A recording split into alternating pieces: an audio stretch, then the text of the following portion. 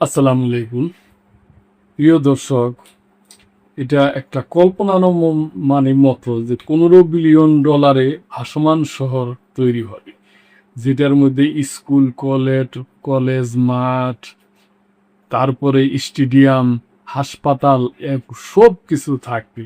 এটা বেশিরভাগ এটা কোনো একক দেশের হবে না, এটা বেশিরভাগই আন্তর্জাতিক জলসীমায় থাকবে। এরকম এক উচ্চাভিলাষী প্রজেক্ট নেয়া আসার পরিকল্পনা করা হয়েছে আর কি। $15 বিলিয়ন তৈরি হবে ভাসমান শহর। এমন এক শহরের কথা কল্পনা করুন যা কখনো এক জায়গায় স্থির থাকেন। ঘর বাড়ি, স্কুল, হাসপাতাল, পার্ক, শপিং সেন্টার থেকে শুরু করে যার নিজস্ব বিমানবন্দর পর্যন্ত রয়েছে। সাগরে ভাসমান এমন এক অবিশ্বাস্য মহানগরের স্বপ্ন নিয়েই তৈরি হয়েছে ফ্রিডম শিপ প্রজেক্ট। 1200 কোটি পাউন্ড বা প্রায় $15 বিলিয়ন এই বিশাল প্রকল্পটির লক্ষ্য হল বিশ্বের প্রথম প্রকৃত সমুদ্র নগরী তৈরি করা। 1990-এর দশকের শেষের দিকে প্রকৌশলী নরম্যান নিক্সন প্রথম এই উচ্চাভিলাষী ধারণাটি নিয়ে আসেন। বর্তমানে ফ্রিডম ক্রুজ লাইন ইন্টারন্যাশনালের সিইও রজার গুচের নেতৃত্বে এই প্রকল্প নতুন করে আলোচনায় এসেছে।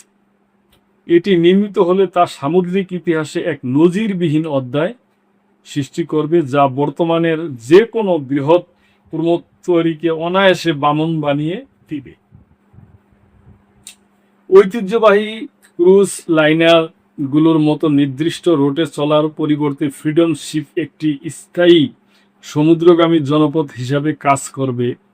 জাহাজটি প্রতিনিয়ত বিশ্বজুড়ে এমন ভ্রমণ করবে এবং প্রতি 2 থেকে 3 বছরে একবার পুরো পৃথিবী প্রদক্ষিণ সম্পূর্ণ করবে। কোনো একক দেশের একচ্ছত্র এখতিয়ারের বাইরে এর বেশিরভাগ সময়ই কাটবে আন্তর্জাতিক জলসীমা। কোম্পানির সিইও রজার গুচ দ্য টেলিগ্রাফকে বলেছেন, আমরা অত্যন্ত আত্মবিশ্বাসী যে এটি আমরা তৈরি করতে পারব, তবে এর জন্য মূল চাবিকাঠি হলো অর্থায়ন। জাহাজটির দৈর্ঘ্য হবে বর্তমানের সবচেয়ে বড় ক্রুজ শিল্পগুলোর 18.1 কিলোমিটার বা 5,900 ফুট। এর চেয়ে 4 গুণেরও বেশি। এটি চওড়া হবে প্রায় 250 মিটার, 800 ফুট এবং জলরেখা থেকে 25 তলা ভবন সমান উঁচু হবে। এর আনুমানিক ক্রস টনেজ হবে 23 লাখ। এই ভাসমান শহরে প্রায় 50,000 স্থায়ী বাসিন্দা বসবাস করতে পারবেন, যাদের সেবায় থাকবে 20,000 ক্রুজ সদস্য। এছাড়া যে কোনো সময় 10,000 হোটেল অতিথি সেখানে থাকতে পারবেন এবং উপকূলের কাছাকাছি নোঙর করা অবস্থায় প্রতিদিন হাজার হাজার দর্শনার্থী এটি দেখার সুযোগ পাবে। জাহাজের ভিতরেই থাকবে আবাসিক এলাকা, স্কুল, ব্যাংক, অফিস স্পেস এবং একটি পূর্ণাঙ্গ গবেষণা হসপিটাল।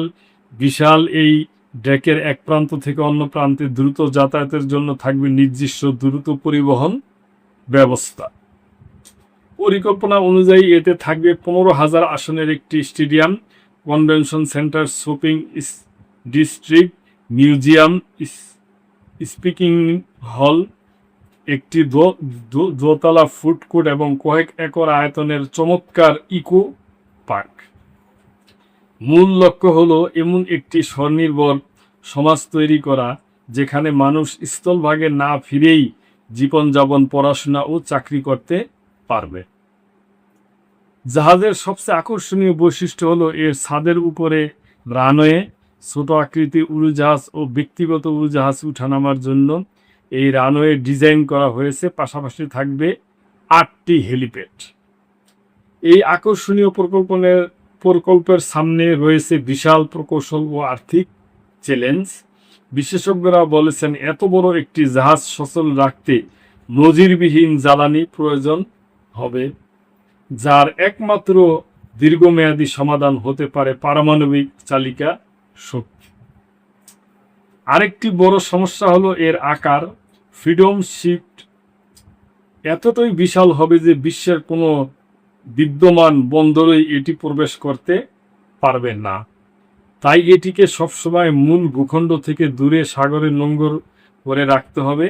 মানুষ ও মালামাল আনা নেওয়ার জন্য উচ্চগতির ফেরি এবং ছোট ছোট পরিবহন জাহাজের উপর নির্ভর করতে হবে। তবে সব মিলিয়ে নির্মাণ কাজ শুরু করার আগেই প্রয়োজন হবে বিলিয়ন বিলিয়ন ডলারের বিনিয়োগ, যা এই প্রজেক্টের সবচেয়ে বড় বাধা।